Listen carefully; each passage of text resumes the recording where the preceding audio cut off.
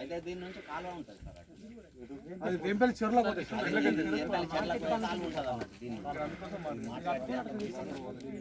మీరు ఎంత దూరంలో అంటున్నారు?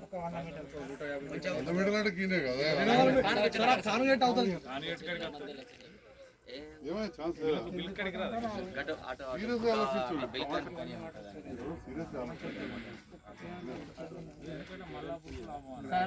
అంటే వాళ్ళకి లాభం అయితే మనకు నష్టమే లేదా?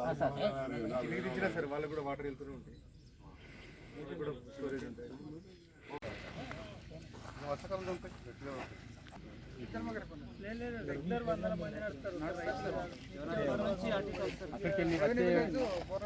వేసే వీలు ఎక్కువ అంటే మరి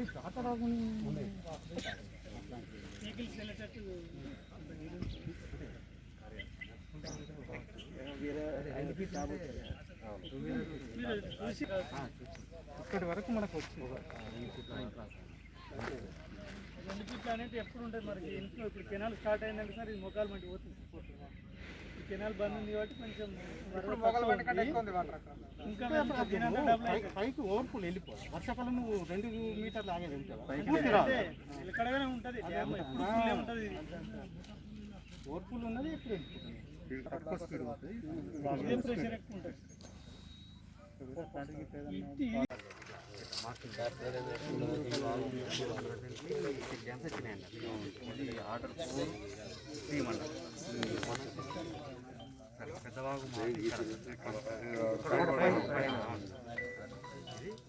ఇదే కొద్దిగా కనిపించు, ఇదంతా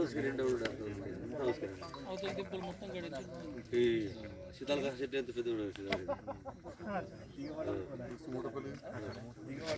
దేవుని కాలువ మాటని మన పెద్ద చెరువు రాయకల్ సర్ప్లస్ వాటర్, దాని కింద ఇక్కడ మనకు మూటపల్లి.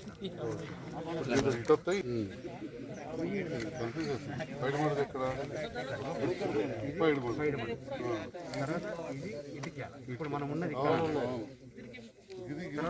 ఇది మూటపల్లి సార్. అక్కడ చేయాలని చెప్పి వారు కోరడం జరిగింది. వారిని కోరగానే 5,01,00,000 రూపాయలతోటి బోర్నపల్లి వద్ద ఒక చెక్ డ్యాంకు, 4,78,00,000 కొత్తపేట వద్ద ఒక చెక్ డ్యాంకు, అదేవిధంగా 5,06,00,000 మూటపల్లి వద్ద ఒక చెక్ డ్యాము, 4,75,00,000 నీరటి వాగు ఇటుకాల్లో, అదేవిధంగా పైడిమడుగు ఇటుకాల శివార్లో 4,71,00,000. అంటే ఈ రకంగా దాదాపు 30 కోట్లతోటి ప్రతి చోట కూడా చెక్ డ్యామ్లు ఏర్పాటు చేయడం జరిగింది. ఏదైతే గౌరవ ముఖ్యమంత్రి గారి కళ ఉందో ప్రతి చెరువు నిండాలని, ఇవాళ పైడిమడుగు ఇటుకాల మధ్యలో కట్టే చెక్ డ్యామ్ తోటి మనకి ఇటుకాలలోని చింతల చెరువు నిండే అవకాశం పూర్తిగా ఉంది. చాలాసార్లు బాధపడేవాళ్ళు చింతల చెరువుకు నీళ్ళు లేవని. చాలా సంవత్సరాల తర్వాత ఈ సంవత్సరం గౌరవ ముఖ్యమంత్రి గారు ఎండాకాలం కూడా చెరువులు నింపడం, D45 ద్వారా మోహన్రావుపేట దగ్గర ఉన్న తూము నుంచి ఆ వాగులోకి నీళ్ళు వచ్చుడు, దాని నుంచి ఆ చెరువులకు కూడా వెళ్ళినాయి. ఇప్పుడు ఈ చెక్ డ్యాములు కట్టడం వలన ఎక్కడికక్కడ నీరాగి భూగర్భ జలాలు పెరిగి ఇటు రైతన్నలకు అటు జీవరాశులకు, పశువులే కావచ్చు, మత్స్య సంపద కావచ్చు, చెట్టు చేమ అంటే వాగొడ్డు పుండే ఈత చెట్టు కావచ్చు, తాడి చెట్టు కావచ్చు, సీతావళక చెట్టు కావచ్చు, ఏదైనా కానీ ఈ రకంగా నీరు మొత్తం కూడా 90రావుపేట దగ్గర మెయిన్ కెనాల్ దగ్గర మొదలు పెడితే, ఇటు మోహన్రావుపేట నుంచి మొదలు పెడితే బోర్నపల్లిలో గోదావరిలో కలిసేంత వరకు కూడా ఎక్కడెక్కడ చెక్ డ్యామ్ కట్టి ఈ వాగును, పెద్ద వాగును సజీవంగా ఉంచే ప్రయత్నం మేము చేస్తున్నామని చెప్పి తెలియజేస్తాము. మనం చరిత్ర చూస్తే ఇక్కడ చదువుకున్న పిల్లలు చాలామంది ఉన్నారు.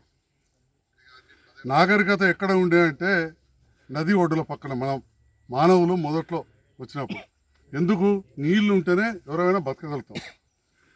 సింధు నాగరికత అంటే సింధు నది తీరాన మనుషులు అక్కడ సంచరించారు, అక్కడ పెరిగిండ్రు, అక్కడ విద్యాలయాలు వచ్చినాయి. నీళ్లు ఉంటేనే ఏదైనా చేయొచ్చు, నీళ్లు లేనిది ఏది కూడా చేయలేం. అంటే మన నాగరికత కూడా ఎక్కడ ప్రపంచవ్యాప్తంగా ఎక్కడ చూసినా నీళ్లున్న చోటనే, వాగులు వంకల పక్కనే మానవ మనుగడ సాగింది. అక్కడి నుంచే అభివృద్ధి ప్రారంభమై మెల్లమెల్లగా ప్రతి చోట వాకింది. కాబట్టి మరి ఏదైతే ఈ ప్రాంతం మొత్తం కూడా చెక్ డ్యామ్ కట్టి చేయడానికి పూర్తిగా ప్రయత్నం చేస్తున్నాం. అదేవిధంగా చిన్న చిన్న తుమ్ములు కూడా పెట్టి, ఉదాహరణకు కెనాల్ ఎన్నోసార్లు తెంపే పరిస్థితి ఉండేది భూపతిపూర్లో. ఇక తెంపకుండా అక్కడ ఒక తూము పెట్టడం వల్ల ఇవాళ చేయడానికి పూర్తిగా ప్రయత్నం చేస్తున్నాం. అదేవిధంగా చిన్న చిన్న తుమ్ములు కూడా పెట్టి, ఉదాహరణకు కెనాల్ ఎన్నోసార్లు తెంపే పరిస్థితి ఉండేది భూపతిపూర్లో. ఇక తెంపకుండా అక్కడ ఒక తూము పెట్టడం వల్ల ఇవాళ రామాజపేట భూపతిపూర్ చెరువు నిండి వాళ్ళ కొత్తపేట చెరువులో కూడా నీళ్ళు వస్తూ ఉన్నాయి. ఆ రకంగా చూసుకుంటూ పోతే జగిత్యాల నియోజకవర్గంలో ఎన్నో సంవత్సరాల నుంచి D54 మూతబడి ఉండే.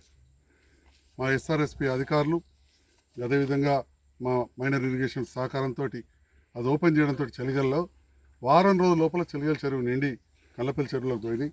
మళ్ళొక్క వారంలో కండ్లపల్లి చెరువు నిండి నీళ్లు ఆ వాగు నుంచి వచ్చి తిప్పనపేట దగ్గర గచ్చుమాటని మొన్ననే 90 లక్షలతో పూర్తి చేసుకున్నాం.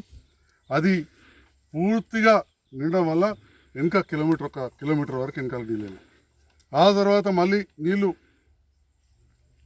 గుల్లపేట దగ్గర అక్కడ కూడా 1,56 లక్షలతోటి శాంక్షన్ చేసుకున్నాం, భూమి పూజ కూడా చేసుకున్నాం. అనంతరం తక్కలపల్లి దగ్గర 2 గ్రామాల మధ్యలో చెక్ డ్యామ్ కమ్ బ్రిడ్జ్ ప్రీతమ నాయకురాలు కైతక్క గారు అప్పుడే నేను కోరగానే శాంక్షన్ చేయించారు. ఆడ కూడా చెక్ డ్యామ్ అయింది.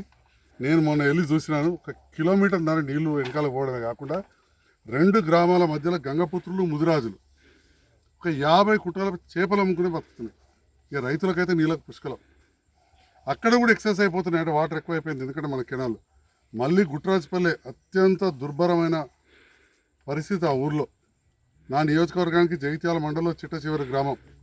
అక్కడ కూడా 1,76 లక్షలతోటి సదాజల వాగు పేరే సదాజల వాగు, కానీ నీళ్లు లేని పరిస్థితి ఉన్నా ఆగాయి, దన గోదావరికి వెళ్ళిపోతున్నాయి. ఆ సదాజల వాగును మళ్ళీ అక్కడ కూడా అడ్డుకట్టేసి గుట్రాజపల్లిలో కూడా ఆపుతా ఉన్నాం.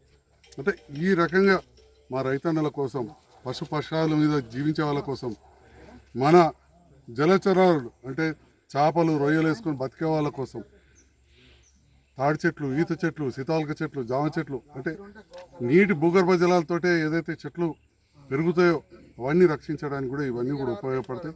తప్పకుండా ఇప్పుడు నేను చెప్పిన ఇవి, అదేవిధంగా మళ్ళీ బీర్పూర్ మండలంలో రోలవాగ్ ప్రాజెక్ట్ ఏదైతే 70 కోట్లతో కడుతున్నామో అది కూడా పూర్తిగా వస్తుంది. జగిత్యాల నియోజకవర్గం అంతా కూడా సస్యశ్యామలమయ్యే విధంగా, ఎప్పుడు నీళ్ళుండే విధంగా ఈ కార్యక్రమాలు తీసుకుంటున్నాం. మనందరికీ తెలుసు, అంతకుముందు చాలాసార్లు అసలు 2 పంటలు వేయని రోజులు కూడా ఉన్నాయి. ఇంత కెనాలు ఉన్నా కానీ ఒక్క పంటని వేయంది అయితే చాలా సహజం. వానకాలం అయితే ఎండాకాలం లేదు, ఎండాకాలం అయితే వానకాలం లేదు, ఏదో ఒకటి జరిగేది. కానీ కేసీఆర్ గారు ఏదైతే కాళేశ్వరం ప్రాజెక్టు కట్టినరో ఎప్పటికి కూడా మన నీళ్లు మనకే ఉంటాయి. కరీంనగర్కి వెళ్ళి కిందికి మొత్తం కూడా కాళేశ్వరం నుంచే తీసుకుపోతారు. కాబట్టి SRSPలోని 90 TMCల నీరు మన అవసరం ఉన్నప్పుడు కాళేశ్వరం ప్రాజెక్టు వాడుకొని కూడా ఎటువంటి కరువులోనైనా మొగులకు ముఖం చూడకుండా మనం పంటలు పండించుకోవచ్చు, ధైర్యంగా పశువులను పెంచుకోవచ్చు, ధైర్యంగా చేపలు పెంచుకోవచ్చు. ఈ భూగర్భ జలాల మీద ఏదైతే ఆధారపడి ఉంటాయో చెట్టు చేమ అవన్నీ కూడా పెట్టుకోవచ్చు అని చెప్పి ఇక్కడ రైతాంగాన్ని అందరికీ కూడా తెలియజేస్తూ, నాకు ఈ అవకాశాన్ని ఇచ్చినందుకు కూడా ఇక్కడ ప్రజలకు ధన్యవాదాలు తెలియజేస్తున్నాను.